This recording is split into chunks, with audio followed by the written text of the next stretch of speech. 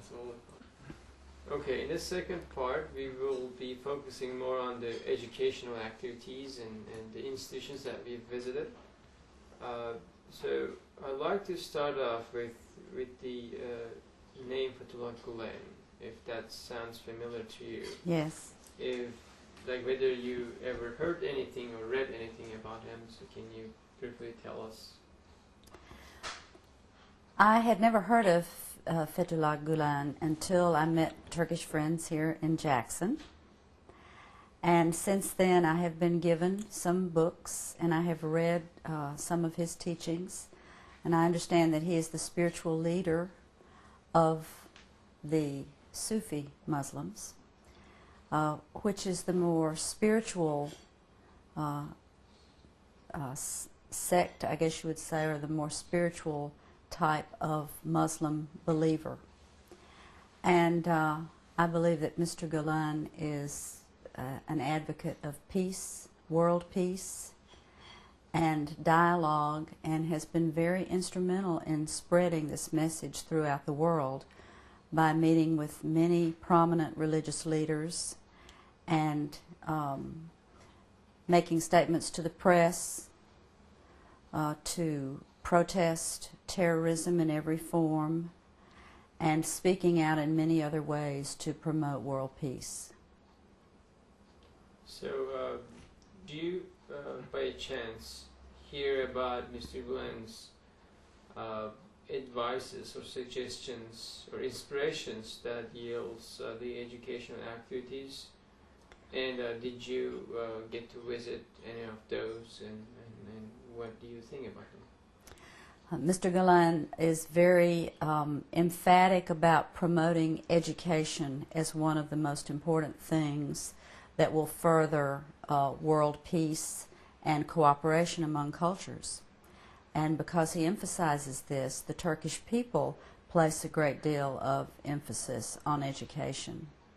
We visited several schools while we were in Turkey, and I was very impressed with the beautiful schools and the philosophies and the subjects and the technology that was available in these modern schools in Turkey.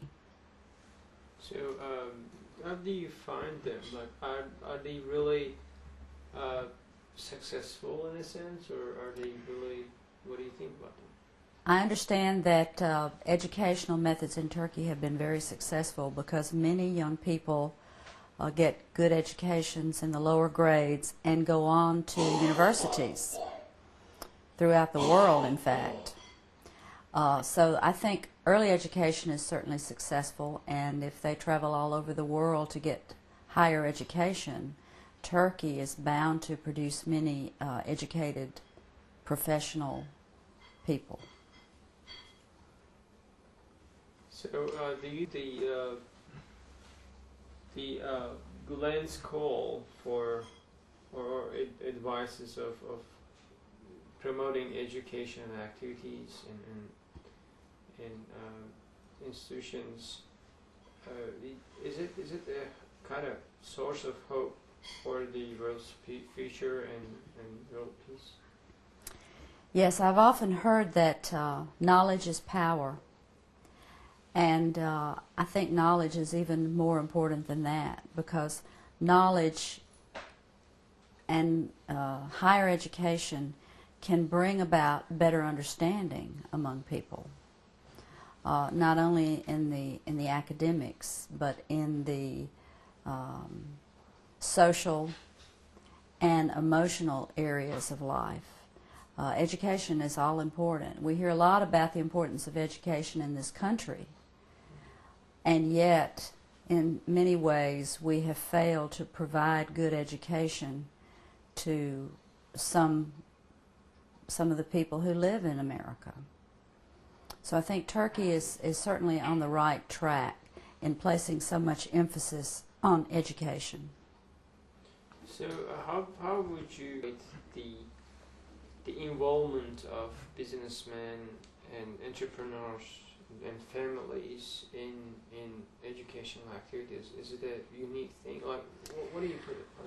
I was interested to find out that some of the sponsors of our trip in Turkey had contributed a great deal of their income to scholarships and educational programs in the private on the private level to schools in Turkey, to private schools in Turkey.